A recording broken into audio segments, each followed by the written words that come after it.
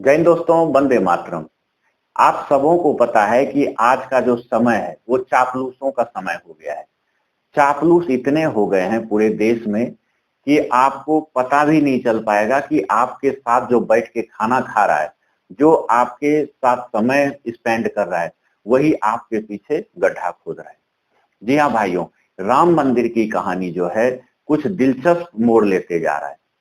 अब एक चीज मैं केंद्र सरकार का दाद देना चाहता हूं कि जब बड़ा बड़ा कांड होता है और पूर्ण रूप से बीजेपी के ऊपर आता है तो वहां चुप्पी साध लिया जाता है और एक दूसरे के ऊपर फेंक दिया जाता है।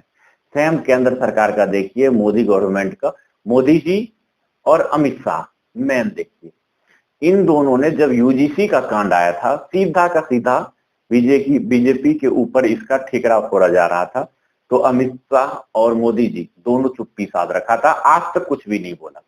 सेम कहानी अभी जो राम मंदिर वाला घटना हुआ है उसमें भी केंद्र सरकार, मोदी जी और अमित शाह दोनों ने चुप्पी साध रखा है। जबकि राम मंदिर के अंदर जो चंपत राय है वो नरेंद्र मोदी जी का एक तरह से राइट हैंड है और चंपत, बाकी सब जो फंसे हुए हैं वो चंपत राय के राइट हैंड थे। मैं आपको कुछ ऐसे तथ्य बताऊंगा भाइयों कि जिसे सुन के आप शौक रह जाएंगे।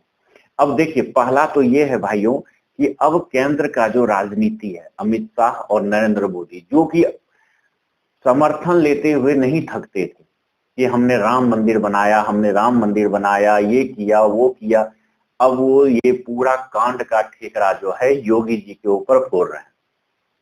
और योगी जी का आप देखिए कि नया नया बयान आता है कि जो ये काम किया है उनको छोड़ा नहीं जाएगा, एसआईटी गठित किया कर दिया गया है। योगी जी सही में उनको छोड़ेंगे नहीं और वो कड़ा से कड़ा उनके ऊपर कार्रवाई करेंगे, लेकिन जब कड़ा कार्रवाई होना शुरू होगा केंद्र सरकार से उनके ऊपर आ जाएगा कि आप इतना बड़ा कार्रवाई नहीं कीजिए, किसी तरह इसको मैनेज कीजिए, जो कि अभी किया जा रहा है।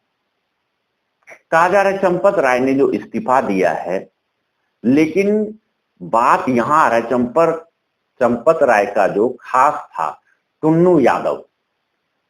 टुन्नू यादव का बैकग्राउंड पहले जानिए। कुछ साल पहले तक जो है वो टुन्नू यादव एक टेम्पू ड्राइवर था। टेम्पू ड्राइवर से धीरे धीरे उसकी जो है पहुंच राम मंदिर तक हुआ और वहां पे छोटा मोटा काम में वो लग गया। काम में लगने के बाद जो अधिकारी होता है वहां पे, बड़े बड़े आदमी थे, उनका चापलूसी करना शुरू कर दिया।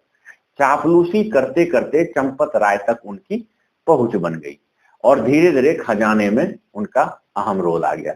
टुन्नू यादव ने धीरे धीरे अपने सगे संबंधी को भी वहां पे लगाना शुरू कर दिया और सभी के सभी पैसा लूटना शुरू कर दिया। और आज के डेट में टुन्नू यादव जो कि एक टेम्पू ड्राइवर था, 70 रूम का एक छात्रावास हॉस्टल बना के रखा है वहां पे अयोध्या में, फैजाबाद में। आप समझिए, कुछ साल पहले तक टेम्पू ड्राइवर और अभी 70 कमरों वाला हॉस्टल का मालिक है। कहां से हुआ? वहीं उसका जो संबंधी है वो भी आज लग्जरी गाड़ियों का जो है मालिक बन गया है। ये सब हुआ कहां से? 80 लाख रुपए का तो इन लोगों के घर से मिला है जो 8 आरोपी पकड़ाए हैं। लेकिन 80 लाख का बात नहीं है कि जितने आरोपी हैं सब अरबपति हो गए।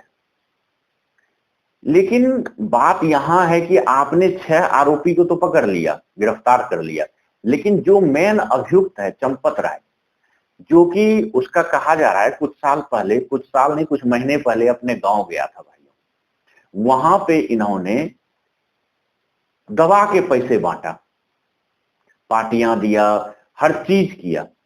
मतलब वो सब पैसा इतना ज्यादा बहाया, सब राम मंदिर का पैसा था। उस सब पे जब जांच चल रहा है अभी, तो चंपत राय की मुंह बंद है, बिल्कुल भी कुछ भी नहीं बोल रहा है। यहां तक कि उसके ऊपर ना नरेंद्र मोदी जी बोल रहा है और ना ही कोई बोल। अच्छा, विपक्ष जो है बातें उठा रहा है चंदा छोड़कर। अब इनका जो मुंह था पहले कि हमने राम मंदिर बनवाया, ये किया वो किया, हालांकि एक बात सही है कि जो भी सरकार रहता, अगर उन्हें जिम्मा दिया जाता तो वो बनाता, लेकिन ये पूरा का पूरा समर्थन ले रहे थे। अब इनके ऊपर लग रहा है कलंक कि चंदा चोर का कलंक लग रहा है, कि मतलब जितना चढ़ावा उसमें चल रहा था सब बीजेपी अपने एजेंट के थ्रू खा रहा था और स्विस बैंक में भेज रहा था। ये मुद्दा उठ रहा है, पूरा मुद्दा गरमाया हुआ है भाइयों। यहां तक कि अब ये देखिए, पहले अब जनता भी कितना होशियार हो गई। पहले करोड़ों रुपए, लगभग 10 लाख 15 लाख 20 लाख रुपए रोज के हिसाब से उसमें दान आता था, लेकिन आज के डेट में 80,000 85,000 रोज के हिसाब से दान आ रहा है। जनता भी समझ गया कि जो हम दान दे रहे हैं वो किसी के पॉकेट में जा रहा है। एक सिंधी परिवार है भाइयों, जिन्होंने कि अपने पूरे परिवार और संबंधी सबको मिला के 145 चांदी के ईंट दान किया था। और उन्होंने ये सोच लिया था कि राम, उनका कोई 4 साल हो गया उनको दिए हुए, लेकिन ना कोई स्लिप दिया गया ना कुछ भी दिया गया, लेकिन उन्होंने ये सोच लिया कि राम काज में हमारा चंदा लग गया, चांदी का ईंट कहीं ना कहीं राम मंदिर में लग गया। लेकिन अब उन्हें जब इसका पूरा बायोडाटा दे रहा है सरकार को और पुलिस जब इसका जांच कर रहा है, तो 145 ईंट जो है चांदी के, उसका कोई पता नहीं चल रहा है कि वो कहां गया। इसका पूरा का पूरा ठिकरा जो है चंपत राय के ऊपर किया जा रहा है, क्योंकि कोई छोटा मोटा आदमी जो है 145 चांदी का ईंट जो है गायब नहीं कर सकता है। अगर करेगा तो कोई ना कोई बड़ा आदमी है। अगर बड़ा आदमी कौन है वहां पे, तो चंपत राय। इसमें क्या है भाइयों, चंपत राय ने धीरे धीरे अपना पदाधिकारी जो है चेंज किया, जो कि उसके फेवर वाला हो, और पदाधिकारी का जो नीचे असिस्टेंट था वो भी उन्होंने अपने खास के हिसाब से रखा। यहां तक कि वहां का सबसे छोटा कर्मचारी से लेके बड़ा पदाधिकारी तक अपने हिसाब से रखा उसने। यहां तक कि चंदा का पैसा जहां रखा जाता था उसका चाबी जो है अपने ड्राइवर को देके रखता था वो। और ड्राइवर को इतना हक था कि पूरे राम मंदिर में उसको कोई नहीं रोक सकता था, जब चाहे जितना पैसा इधर से उधर या जो भी कर सकता था। मतलब लूट नहीं हुआ है वहां पे, महालूट हुआ है। लेकिन अब क्या कर रहा है मोदी जी और अमित शाह, यहां तक कि मोहन भागवत तक योगी जी के ऊपर मर रहा है। क्यों? योगी जी जो है ना आरएसएस से आते हैं और ना ही वो बीजेपी के हैं। वो एक हिंदू युवा वाहिनी चलाते थे, उन्हीं के चेहरे पे योगी जी को मुख्यमंत्री बनाया गया है।